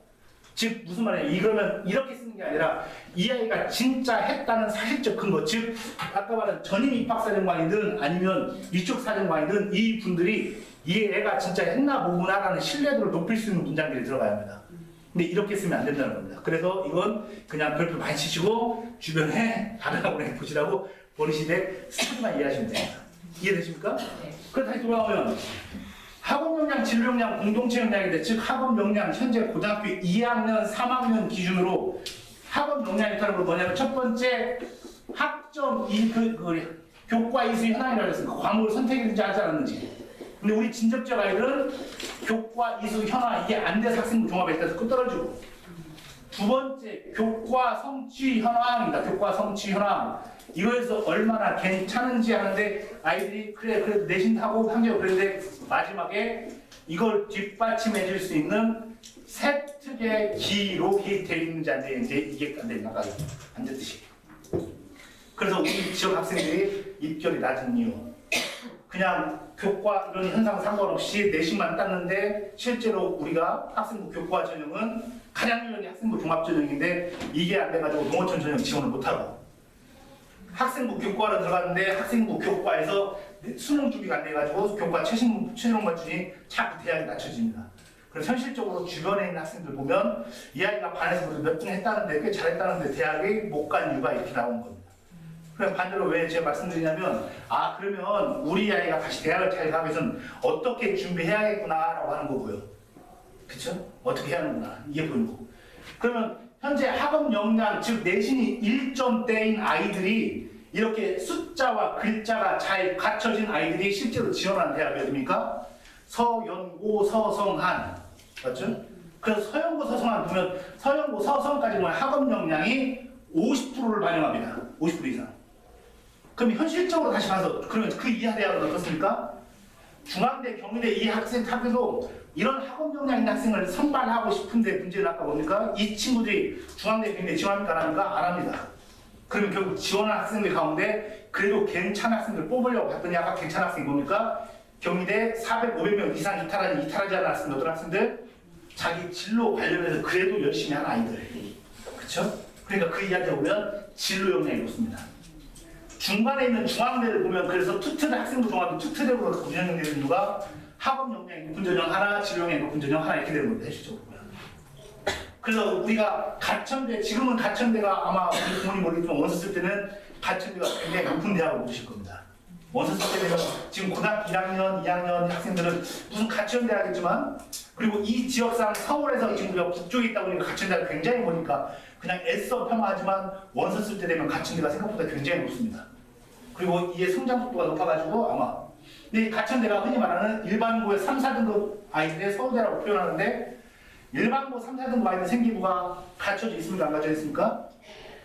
학업 역량 안 보입니다. 진로 역량 자기가 뭘 하겠다는 건 보이긴 하는데 할 수가 없습니다. 그러니까 어떻게 하냐면 너 우리 학교 직접 와봐 해서 면접평가 50% 받습니다. 면접을 많이 높이는 이유가 이렇습니다. 이것도 잘 하셔야 하는 이유가 뭐냐면 현재 중학교 3학년, 고등학교 1학년 앞으로 면접평가 비율이 높아지는 이유가 조금 이따 설명하겠지만 내신이 지금은 1등급부터 9등급까지 돼 있긴 하지만 1등급부터 5등급까지 되니 이 등급을 확인할 수가 없으니 자꾸 그러면 다시 뭘 확인할까라고 생각할 때 높아지는 비중이 하나가 면접일 겁니다. 그래서 그런 겁니다. 확인할 수 없으니. 공동체 역량이라고 보시면 이것도 다릅니다. 이것도 설명 상담할 때 제가 말씀드리는데 고대 다닌 형한테 제가 뭐라고 그러냐면 형 요즘 뭐가 이렇게 힘들어요? 라고 물어보면 요즘에 너무 싸가지 없다고 합니다. 그렇죠? 싸가지 없다는 표현 우리는 많이 듣지 않습니까? 우리 저만 들었다고 합니다. 저는 할머니한테 많이 들었습니다. 동네 할머니들. 근데 요즘 아이들은 싸가지 없다는 소리 들으면 굉장히 충격받습니다. 바람이 세니까. 지방사회 교수님한테도 똑같이 물어봤더니 요즘 애들 싸가지 없답니다. 근데 고대 다닌 형이 왜 싸가지 없냐고 물어보면 이렇게 표현하는데 가장 적절한 표현입니다. 뭐라고 하냐면 저희는 예를 들면 5명 주별 과제를 하면 1명, 2명, 3명 되면 5명인데 저희 때도 1명, 2명 뺀지 그러지 않습니까? 있지 않습니까? 저희 때도. 근데 저희 때는 어땠습니까? 욕하고 뭐 하든 나중에 술 먹고 뭐하고 같이 놀아지 않습니까? 근데 지금은 안 그런답니다. 이 한두 명 있으면 그냥 수업을 자기가 드랍시켜버린답니다. 왜냐면 얘 때문에 내 학점이 안 높을까봐. 아니면 얘서 한다고 하면 얘네 3명이 찾아온답니다. 교수님 쟤네는 실제적으로 안 했는데 쟤네랑 저랑 같은 평가를 받는 게 이건 너무나 정의롭지 않지 않습니까? 라고 한답니다. 그러니 이게 틀린 말은 아닌데 뭐가 조금 이질적이 있는 겁니다. 그러니 뭐라고 하냐면 학생부 종합 공동체 역량 볼 때 생기부의 상위권 대학 서연고 서성한에 보면 내가 지식적인 나눔 행사가 이렇게 돼 있으면 그거 굉장히 좋아합니다. 같이 할 수 있는 거. 이해되십니까? 근데 지방사회 때 교수님한테 왜 뭐가 힘들어라고 물어보면 요즘 애들은 교수 보고 인사도 안 하는데 인사를 할 수 있지 않습니까? 근데 수업이라 좀 제대로 들어왔으면 좋겠다고 합니다. 수업 들어 잔다고. 그래서 보면 우리가 유튜브를 보거나 할 때 입학사정만 주시는 분이 저는 뭐부터 가장 중요하게 보니까라고 할 때 저는 출결사항부터 가장 중요하게 봅니다라고 하면 그 학교 교수님이 어디 입학사정관에 놓고 보면 그냥 어떤 대학 이하입니다. 그래서 자신의 경험이 그걸 말하지 않습니까? 유해 상위권 대학은 이게 너무나 당연하니까 출결은 너무나 당연하니까 그걸 평가하지 않습니다. 근데 어느 대학 이상으로는 이게 중요하다고 생각하는 거고 왜냐면 그게 성실성 책임감의 낙고가 되는 거고. 근데 저희가 중요한 대학생들 만나고 하면 자꾸 뭘 해야 되면 학습적 많이 받는 질문 중에 하나가 그럼 반장을 꼭 해야 할까요? 라는 질문 굉장히 많이 받습니다. 그렇죠? 그래서 지금까지 대다수 중론은 뭐냐면 반장 그렇게 중요하지 않다. 왜냐면 꼭 반장이라 해서 아까 우리 1등분 한 것처럼 반장이 많이 뭐 정부 얼마나 많은데 근데 반장이 하는 것보다 중요한 게 뭐냐면 네가 반장으로서 구체적인 활동 뭘 했느냐가 중요하지 않냐. 반장만 한다고 해서 네가 구체적인 활동이 없으면 반장 안 하고 구체적인 활동이 있는 아이가 더 우수하다고 그렇게 이야기를 합니다. 근데 최근에 서강대 입학 참여했던 분하고 다른 또 고대 입학 참여했던 분하고 제가 이야기하는데 그분이 하시는 말씀이 임원 중요하다. 특히 문과 같은 경우에는 이게 납득이 갔던 게 뭐냐면 왜 중요할까요? 라고 제가 물어봤더니 뭐라고 말씀하시냐면 요즘 챗 GPT가 너무 발달하다 보니까 애들의 공동체 역량 이걸 드러내는 게 너무 기술적으로 발달됐다. 그러면 평가하는 사람으로 하여금 객관적으로 내가 줄 수 있는 하이라이트 칠 부분에 객관적인 근거가 될 수 있는 게 반장 한 해가 더 한다고 하면 훨씬 더 높은 점수를 주지 않겠냐라고 하는 겁니다. 그래서 그게 혹시 지금 입시 사이트는 뭐다 하면 대다수 중로는 반장 임원 역할을 하는 게 그렇게 중요하지 않다입니다. 근데 우리 아이가 반장하고 임원하면서 구체적으로 얘가 뭘 나눌 수 있으면 그게 훨씬 더 중요한 거고. 그렇죠? 근데 전체적인 큰 입시 상황상 학업 역량이 가장 중요하지 상대적으로 평가 비율에 있어서 적게 드러나는 과소평가되는 건데 임원 활동 중요합니다. 아이가 뭘 할 수 있다면. 근데 우리는 현실에도 보면 반장한다고 열심히 하다가 학업 역량을 놓치니 그러니 공부를 해라라고 조언을 해준 겁니다. 그러니까 이해되시죠? 그래서 아 그렇구나라고. 그래서 제가 아까 주적으로 말씀드린 게 뭐냐면 고등학교 이제 중3 학생들을 하면 저희는 다들 생기부 관리 받으셔야 합니다. 조금 약간 자본주의긴 한데 생기부 관리 받으셔야 합니다. 왜냐하면 첫 번째 왜 생기부 관리를 받으셔야 하냐면 아이들이 아까 수행평가 끝나다가 우리 고등학교 2학년 3학년 부모님도 이해하실 겁니다. 수행평가 준비한다고 하고 애들이 3시, 4시까지 한 다음에 아이들이 그 다음날 공부를 못합니다. 그래서 내신 점수가 같이 하락합니다. 서류 수행평가 한다고 해봤자 서류가 빈약합니다. 그래서 보면 이 지역 학생들 상담하는 거 보면 내신도 안 좋은데 서류도 안 좋고 그래서 나중에는 어떻게 공부해야 하는지 모르고 부모님은 얘가 새벽 3시까지 4시까지 열심히 하는데 얘는 왜 대학 갈 수 없다는 거에서 좌절합니다. 차라리 생기부 관리 받는 것이 어떤 걸 써주는 게 아닙니다. 뭐 할지에 대해서 고민의 시간을 줄여주면 최소한 그렇게 어떻게 간다는 방향을 잡고 이게 아마 고등학교 2학년 3학년 학부모님들은 절대적으로 공감할 겁니다. 그리고 입시 한번 치러보신 분은 더 공감할 겁니다. 근데 지금까지 제가 왜 말씀을 못 드렸냐면 꼭 저희 학교, 저희 학원 이거 하라고 하는 광고하는 것 같아서. 근데 지금은 저는 못합니다. 못하니까 자신있게 말씀드리는 겁니다. 고등학교, 중학교 3학년, 고등학교 1학년 학생들은 생기부 관리를 받아야 하는 게 뭐냐면 지금 고등학교 2학년까지는 고등학교 3학년까지는 1년에 한 번 생기부 마감을 합니다. 2월 말까지, 2월 말에. 근데 지금 고등학교 1학년, 2학년 1년에 2번 생기부 마감합니다. 8월달, 2월달. 그렇죠? 그러면 생기부 기록할 수 있는 게 훨씬 더 많아지고. 그 다음에 다시 설명해 주자면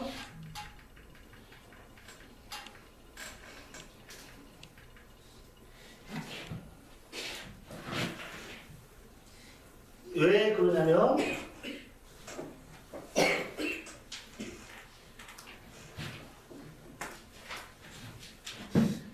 현행은 지금 고등학교 2학년까지는 등급이 9등급까지 나와 있습니다. 그러니까 9등까지 나와 있으니까 학생부 교과 전형을 하든 생기부를 보든 이 아이 속에서 그냥 생기부 자체로 어느 정도 변별을 할 수가 있습니다. 그렇죠? 아까 표준 편차든 뭐든. 그래서 아 그렇게 했구나. 표준 편차 보면 야얘 나름대로 그걸 평가할 수 있구나 라고 하고 이 전 다음 생기 이 아이들 생기부 보면 아까 저희가 봤듯이 기본적으로 지금까지 저희는 표준 편차가 나와 있습니다. 고등학교 2학년 때까지는. 그렇죠? 근데 고등학교 1학년 때는 표준 편차가 나오냐 하면 안 나옵니다. 이 학교에서 우리가 입학사정과 이런 걸 평가했을 때 이 숫자 속에서 의미 있는 것을 찾을 수 있는 게 별로 없습니다. 그쵸? 의미 있는 걸 찾을 수 있는 건 의미 있는 걸 뭘 찾을까? 그래서 자꾸 말하는 것이 성취도별 분포 비율 가지고 신뢰할 수 있을까요? 하는데 이건 고등학교에서 어떻게 하냐에 따라 다르기 때문에 신뢰할 수가 없습니다. 그러면 여기가 유일하게 할 수 있는 게 뭐냐면 사실 원점수입니다. 그러니까 자꾸 우리 하는 게 뭐냐면 학교에서 내신 문제를 쉽게 내면 이것 또한 나중에 그러지 않겠냐라고 하는 게 이렇습니다. 그러니 이 숫자를 더 이상 신뢰할 수 없으니 숫자를 신뢰할 수 없는 걸 뭘 가지고 우리 무한할까라고 생각하는 거니까 그래서 수능 공부 시켜야 한다는 거예요. 수능. 왜? 수능 체제가 강화되니까. 왜? 더 이상 이걸 할 수가 없으니까. 그쵸? 그 다음에 우리가 보면 2등급 2등급까지가 전에는 2등급까지 흔히 말하는 인서울까지가 작년에 보면 건국대 아이들 보면 2등급 중반까지 가면 아이들이 그 농어촌 전형으로 2등급 후반까지 가서 건국대 전형 농어촌 전형으로 합격할 수 있었습니다. 근데 2등급 중반이라고 생각하면 지금 1등급에 해당되지 않겠습니까? 조금 넘으면. 아 그러면 똑같이 말했잖아요. 우리 지금 고등학교 1학년 아이들은 어떻습니까? 1등급 일단 맞아야 합니다. 고등학교 1학년 가장 중요한 게 그래서 일단 1등급 맞는 게 중요합니다. 왜냐면 이 비율 그대로 놓고 보면 그렇죠? 최소한 2등급 안으로 들어야 돼요. 근데 2등급 많이 뭐냐면 4등급 중반 아까 말씀드린 대로 가천대를 학생부 종합으로 합격할 수 있는 마지노선이 4등급 중반입니다. 가천대를 합격할 수 있는. 그래서 이 밖으로 벗어나면 실질적으로는 어십시 쓸 때 할 수 있는 것들이 가천대를 벗어나는 것을 쓰게 됩니다. 그래서 말씀드리는 것이 이게 기준이 이때보다는 세분화되지 못하니 이걸 대학 입장에서는 뭘 보완할까? 그러면 어떻게 되면 일단 내신은 기본적으로 이렇게 따는데 이걸 좀 더 세부적으로 말씀드리면 뭐라 하냐면 아마 집에 가서 학교 알림이를 검색해 보시고 거기에 자녀분들의 고등학교를 선택해서 학업 성취 현황을 보면 우리 지금 이제 중학교 3학년, 고등학교 1학년 학생들이 어떻게 될지 모르겠으나 작년까지 봤던 고등학교 2학년, 3학년들 보면 10명 중에 5명은 수업 시간에 잡니다. 그래서 반대로 생각하면 이것 때문에 아까 아이들이 주변 애들보다 자기들이 공부하지 않는 것에 대해서 아이들이 조금 약간 그런 마음들이 희석되지 않지 않습니까? 근데 반대로 생각하면 내신 관리가 굉장히 좋다는 겁니다. 학업 성취 현황 보면 A, B도 보면 이 지역 학생도 보면 거의 다 10%에서 12%입니다. 지금 무슨 말이냐면 1등급을 어떻게 딸까요? 라고 고민하지 마시고 얘가 기본적으로 수업만 잘 집중하고 복습을 해도 1등급 안으로 들어올 가능성이 높다는 얘기. 다른 지역보다 더 유리하게.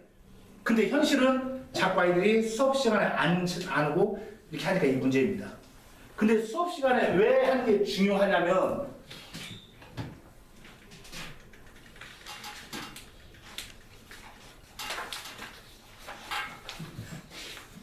이겁니다. 작년에 왔을 때 학부모님들이 제일 저한테 설명해 준 게 뭐냐면 이 지역 학생들은 선생님들은 잘하는 아이들만 생기부를 챙겨줘요 라고 해서 3등급 4등급 학부모님들이 가장 많이 저에게 해줬던 이야기입니다. 우리 아이들 우리 학교는 이 지역 선생님들은 공부 잘하는 애들만 생기부를 챙겨준다고. 그래서 저는 맨 처음에 그런 줄 알았는데 제가 작년 아까 150명 이상 상담해봤다 맞지 않습니까? 1등급인 아이인데도 생기부가 안 좋은 아이가 있고 3등급인 애도 생기부가 좋은 아이를 만났습니다. 근데 그 차이를 말씀드리면 1등급 아이는 상담하는 도중에 그래 어쩔 수 없이 내가 그래도 난 사교기관이 있으니까 자본주의적인 미소를 띄고 있으니까 웃어주긴 하지만 속으로 불편합니다. 얘가 조금 왜 그러냐라고 했습니다. 3등급 아이는 안쓰럽습니다. 뭐라도 막 이야기 많이 해주고 싶습니다. 와, 얘 이렇게 괜찮아 애가 왜? 그쵸? 아까 무슨 말이냐면 선생님들은 잘하는 아이의 생기부를 챙겨주는 게 아니라 내가 선생님을 존중하는 아이를 챙겨줍니다. 그래서 이거 잘 설명한다. 그래서 학생들한테 작년에 보니까 이렇게 얘기합니다. 너희 학교에 가서 이렇게 한번 보자. 10명 중에 진짜 학생 같은 애 몇 명 있어라고 물으면 1명, 2명 정도는 한다. 보통 1명, 2명이라고 합니다. 그러면 너네 학교 가서 얘는 집에서 자지 왜 학교에서 자를 몇 명 있으라고 하면 5명, 6명은 학교에서 잔답니다. 그쵸?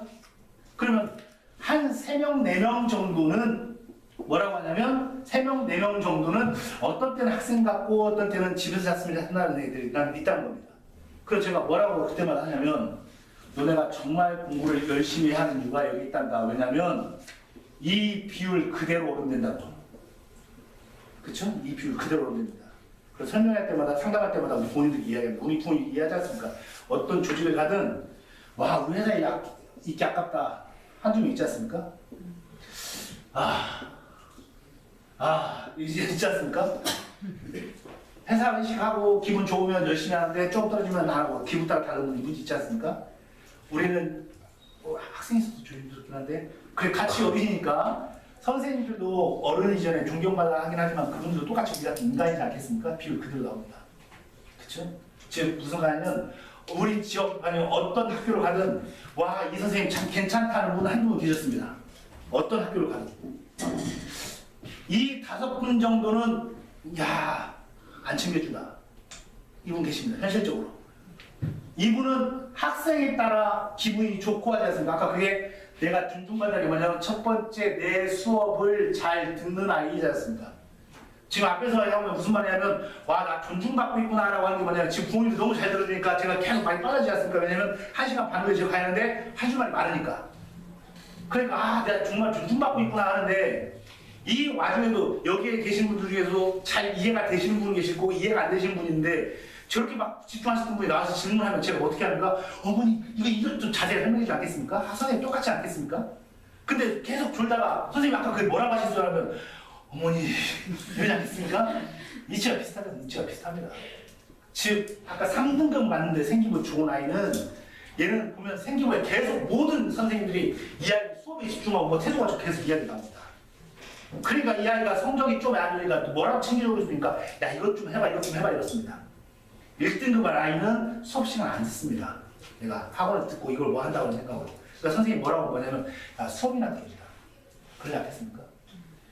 아이들이 또 보면 우리 학생들이 잘 들을게 아이들은 저희도 그랬지만 선생님들끼리 다 친한 줄 압니다. 근데 저희 직장 생활하면 직장 다 친합니까 저희? 안 친하지 않습니까? 근데 학생들 다 친한 줄 압니다. 그러니까 이 선생님한테 상처받고 이런 선생님한테도 안 찾아갑니다. 아이들이 별개인데 이 선생님도 그럴 거라고 생각을 하고 그런데 대학 입장에는 뭐라고 하냐면 이거 있다는 거 알긴 하나 최소한 그래도 이 선생님의 너에 대한 평가 테스트 기록은 좀 좋아야지 않을까라고 합니다.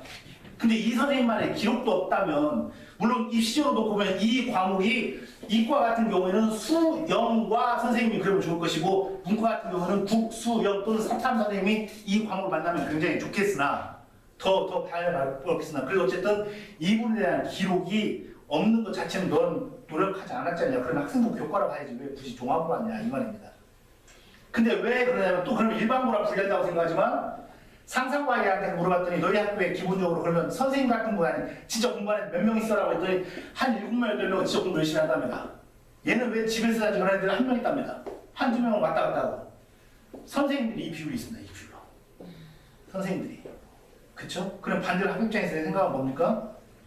야 이렇게 좋은 선생님 가운데 왜 네 기록은 엉망이야 라고 생각할 수 있지 않겠습니까? 그러니까 일반고에서 막연하게 불안하다고 생각하지 마시고 있는 학생들 아이들 생각을 조금 바꿔주시면 그러면 기록해 줄 수 있는 이 선생님을 가지고 어떻게 할까라고 생각해 보면 될 것 같고 그 일반고 선생님 학생의 노력을 잘 반영해 주지 않는다는 비율이 많긴 하나 절대적으로 그런 게 아닙니다. 절대적으로. 그 다음에 행특의 부정적인 표현인데 괜찮을까요? 최근 상담했던 건데 이거 가끔 나옵니다. 우리 선생님들이 좋으면 좋을 텐데 좀 뭐냐면 일단 학생부가 선생님의 절대적인 권한이긴 합니다.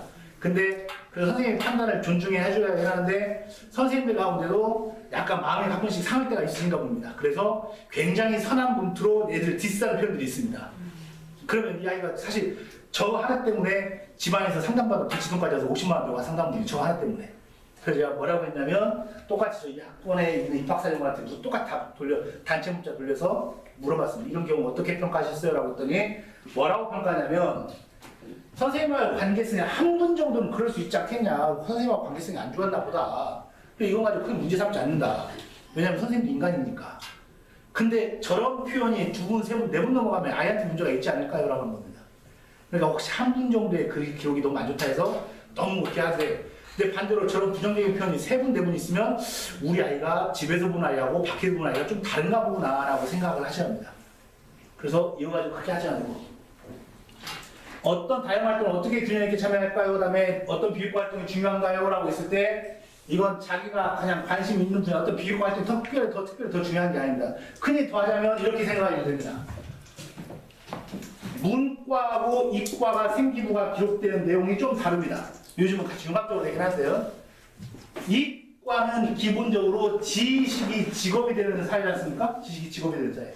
그러니까 이 지식 역량을 얼마나 계속 탐구해서 들어가느냐. 근데 지식을 탐구해서 들어가는 가장 중요한 게 뭡니까? 실험하는 거. 아, 얘가 탐구하는 거, 실험하는 거. 그쵸? 실험 기록이 나오면 좋습니다. 근데 우리 문과는 실험할 수 있는 게 있어요. 혹시 문과, 손 한번 좀 문과잖아요. 문과, 저희 문과, 저도 문과입니다. 문과는 지식이 직업이 됩니까? 아닙니다. 그냥 좀 더 속된 말하면 주둥이가 직업이 되는 사람입니다. 그렇죠. 인맥이.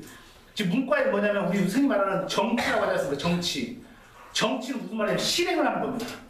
내가 이 생각의 판단이 어떤 거, 그런 어떤 한 다음에 이걸 실행을 하는 거, 정책을 제안하고 하는 거지 않습니까? 문과는 뭐 하냐면, 우리 학교에 보면 이런 불편한 사람들이 있는데, 이 불편한 사람들을 어떻게 제도 개선을 할까? 이거 어떻게 정책에 붙이고 학급에 어떻게 붙여서 애들 어떻게 캠페인하고 뭐 할까? 실행이 중요한 실행 기록이. 그치? 그래서 아 문과 이과 기록이 어떻게 다른가 보구나라고 이렇게 나오셔야 하고, 그다음에 컨설팅은 언제 받는 것이 적절한가요? 라고 하는데 지금 받으십시오. 지금.